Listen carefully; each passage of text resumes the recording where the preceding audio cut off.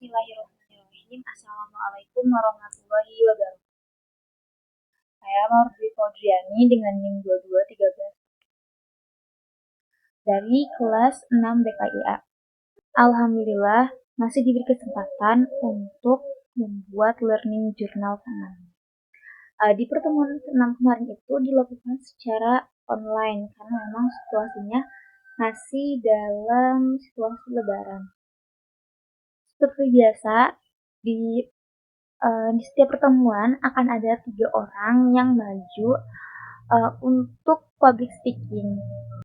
Pada hari itu yang berkesempatan untuk public speaking adalah Zahfa Mushfi, Tiandini, dan juga Tuti Komalasari. Setiap individu diberikan waktu 10 menit untuk presentasi, dan setelah itu dimulai presentasi oleh presentator. Di pertemuan kali ini membahas mengenai syarat-syarat public speaking, faktor penghambat dan juga pendukung dari public speaking. Tentu dalam melakukan public speaking harus ada syarat-syarat yang dipenuhi. Nah, ada 3 syarat yang harus dipenuhi ketika public speaking. Syarat yang pertama adalah materi. Tentu dalam public speaking harus ada materi yang dibawakan oleh public speaking untuk disampaikan kepada publik. Nah, ini menjadi syarat utama karena setiap pembicaraan tentu ada temanya.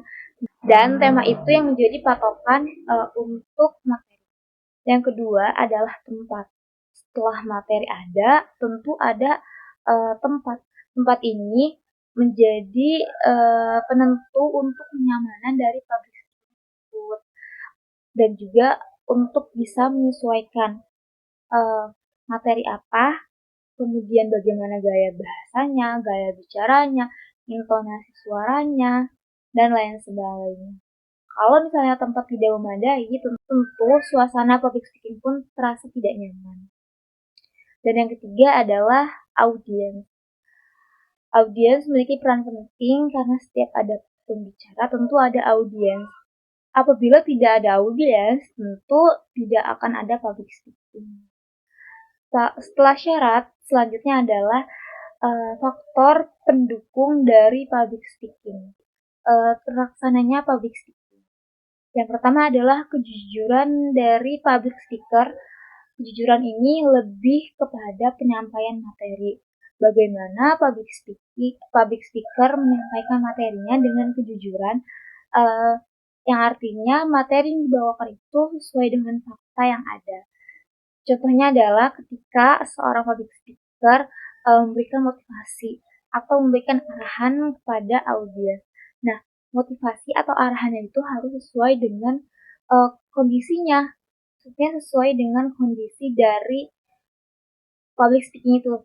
Jangan sampai ketika memberi motivasi atau memberikan arahan tidak sesuai dengan keadaan yang sesungguhnya.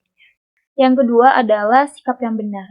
Sebenarnya ini lebih ditujukan kepada seorang public speaker, karena public speaker merupakan pembicara yang berbicara di depan umum. Tentu tingkah lakunya akan dilihat oleh audiens. Oleh sebab itu, seorang public speaker harus menampilkan sikap yang benar. Yang ketiga adalah minat terhadap orang. Jangan sampai ketika nanti public speaking kita tidak memiliki minat kepada audiens. Kita tidak kita tidak berinteraksi dengan audiens. Karena public speaking yang baik adalah public speaking yang mampu mengajak audiens untuk berinteraksi.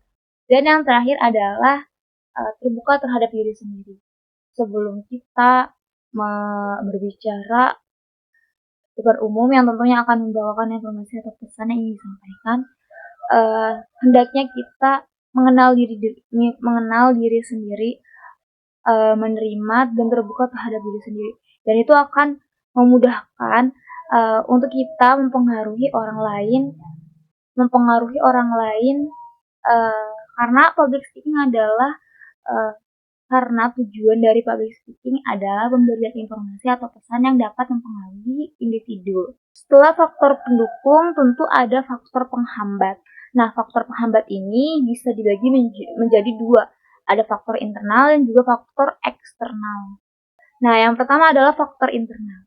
Penghambat dari public speaking dari faktor internal adalah yang memang bersumber daripada public speakernya.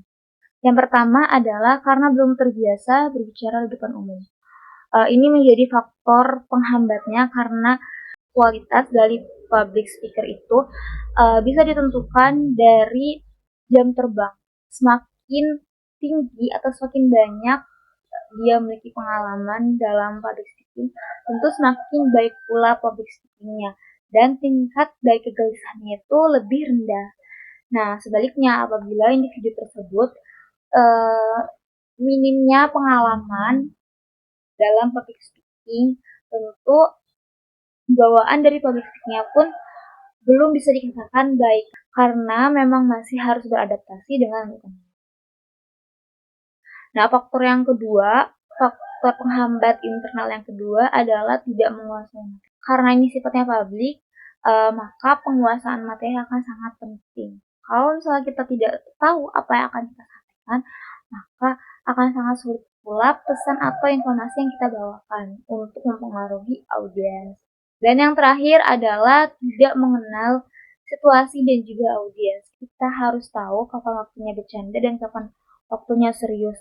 Selain itu juga kita harus tahu siapa audiens kita, siapa sasaran dari pembicaraan kita. Kalau misalnya pembicaraan kita orang dewasa, berarti pembicaraannya pun harus tepat seputar orang dewasa. Dan sebaliknya, kalau misalnya kita berbicara dengan remaja, tentu pembawaan gaya bicaranya pun sesuai dengan anak remaja. Nah, yang kedua adalah dari eksternal. Faktor penghambat yang bersifat eksternal. Ada 4 faktor penghambat. Yang pertama adalah dari audiensnya. Kalau sebelumnya yang internal itu lebih bersumber dari public speaker-nya, kalau itu di luar dari public speaker. Itu yang pertama ada audiens. Sebenarnya kalau audiens ini lebih ke tidak disiplin dalam mengikuti kegiatan. Contohnya kalau misalnya lagi ada seminar gitu, penghambatnya adalah audiensnya yang berisik atau nggak mau diatur atau yang nggak bisa disiplin. Yang kedua adalah waktu. Waktu entah itu waktu yang terlalu lama atau waktu yang terlalu sedikit. Kalau misalnya waktu yang terlalu lama, itu akan menimbulkan kejenuhan dan juga ketidakefektifan dalam penyampaian informasi atau pesan. Kalau waktunya terlalu sedikit, informasi atau pesan yang dibawakan pun tidak bisa diterima dengan baik karena terlalu tergesa-gesa. Yang ketiga adalah teknis dan juga tempat. Kita ambil contohnya seperti mengadakan seminar. Dari segi tempat, kemudian audiensnya itu belum dikatakan siap, tapi dari panitianya sudah ingin memulai terlebih dahulu kegiatan. Nah, itu akan sangat menghambat terjadinya proses public speaking karena ketika nanti public speaker mulai berbicara, tapi dari orangnya, dari panitianya itu masih ngeberesin, masih ngebagiin snack atau segala macamnya, itu tuh sangat menghambat sehingga pesan atau informasinya tidak tersampaikan dengan sempurna. Dan yang terakhir adalah ketidakjelasan tujuan dan juga sasaran. Dalam berbicara di depan umum harus memiliki sasaran yang memiliki tujuan yang tepat dan juga sasarannya. Misalnya, kalau kita mau mengadakan workshop atau seminar, kita harus tahu dari acara ini atau dari kegiatan ini tujuan apa yang ingin kita tuju.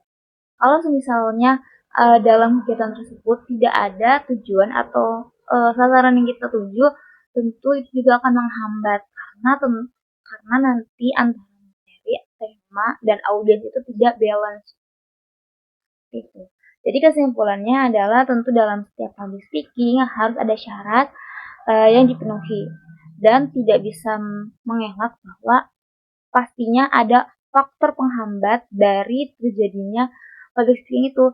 Selain itu juga tentu ada faktor pendukung dari terlaksananya public speaking. Hanya itu yang bisa saya sampaikan. Terima kasih. Wassalamualaikum warahmatullahi wabarakatuh.